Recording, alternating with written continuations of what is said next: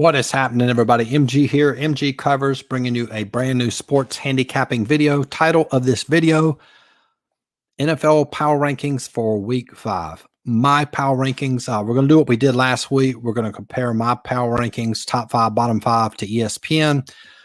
Very educational because you'll see where the public is leaning versus what we believe to be statistically sound power rankings. Explain that in a second. As always, if this is your first time watching one of my videos, greatly appreciate you subscribing to the channel. Also, I launched my podcast last week. We had a brand new episode drop yesterday. You can click the link in the description box and you'll be able to listen to that. We talk about line movement, everything you could possibly want to know about line movement, pros and cons to playing early, pros and cons to playing late. Super educational. So on your way to work tomorrow, open up podcast, click that link, or you can just Google it. It's Underdog Sniper on Apple Podcasts, and it's available on Spotify and all the other places where you would search for podcasts. If you want to follow me on social media, MG Covers, cover spell with a Z, give out a ton of content on Instagram and Twitter as well.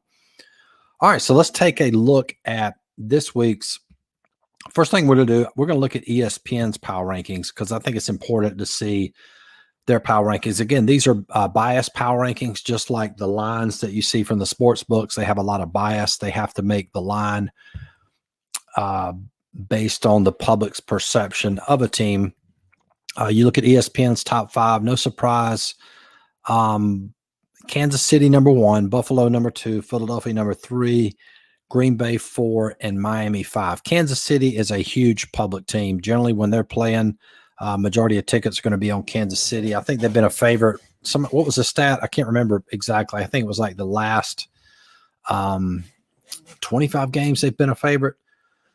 So they're always going to be a heavy public team, and in my opinion, a very beatable team because let's go ahead and reveal my top 5.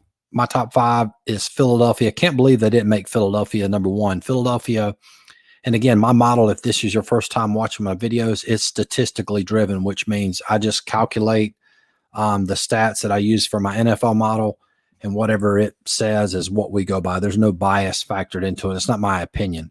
So it's 100% statistically driven, and any model that you have or create should be statistically driven. So Philadelphia is number 1. And if you watch him play this year, great offense, great defense, just a well-rounded football team. And until anybody proves otherwise, they're the best team in the NFL. Cleveland, number 2. Arizona is still in the top 5. Number 3, we talked about this last week.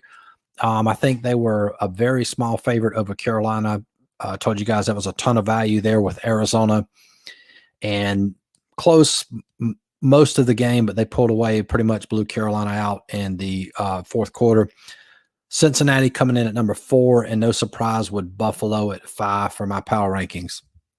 Let's look at ESPN's bottom 5. They have Chicago, Pittsburgh, Washington, Carolina, and Houston. I want to talk briefly about Washington. Washington is my favorite team. Go way back to the Sonny Jurgensen days, watching with my grandfather. That like seriously dates me, right? And even Billy Kilmer. So it was Sonny Jurgensen, Billy Kilmer, and then I think Theismann came after Kilmer. But anyway, Washington is actually, in my opinion, a good football team. They can move the ball. They have a good defense. But because of their record, I think that's why they're severely – I mean, they're perceived to be a, quote, bad football team. But the main reason is that they've turned the ball over. If you eliminate those turnovers, they would have won a couple more games. They beat Jacksonville the first game of the season. We know now Jacksonville is a pretty good football team. So I think Washington right now is very undervalued, and they're going to be probably underdogs next couple of weeks. And I think they'll be a really strong play depending on the line, etc. So Chicago, Pittsburgh, Washington, Carolina, Houston, bottom 5 for ESPN. For my power rankings, we have Atlanta, Chicago, Houston, New Orleans, and Carolina. So we agree with Carolina there. Just not a good football team. I want to talk briefly about New Orleans. We have New Orleans as the second worst team in the NFL, and you come down here this week against, let's see where Seattle. You can see already that line's moved in favor of Seattle. They opened up New Orleans was -6. That line's come down. Some books have it at 5.5. Some have it at 5. I think that's a really solid play there with Seattle at +5. A ton of value there. And you can see here, Green Bay and Kansas City. Where's Kansas City at? Kansas City. Yeah, they play Vegas on Monday night. Green Bay, I think as long as Aaron Rodgers is their quarterback, they're always going to be, quote, overvalued.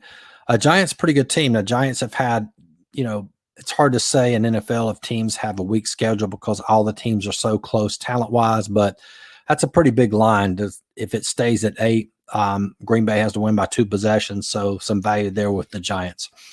So anyway, that's my top 5 there, just to review. Philadelphia, Cleveland, Arizona, Cincinnati, Buffalo, bottom 5, Atlanta, Chicago, Houston, New Orleans, Carolina. Also dropped our college football power rankings on Sunday night.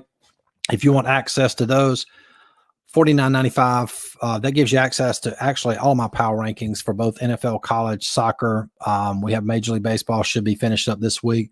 We will have NBA power rankings. I looked at the schedule today. It's probably going to come out November the 1st. So we'll have NBA power rankings November 1st and probably maybe 1st of December college basketball power rankings. Anyway, get access to over 150 coaching videos, $50 a month if you want access to all my plays, $100 a month.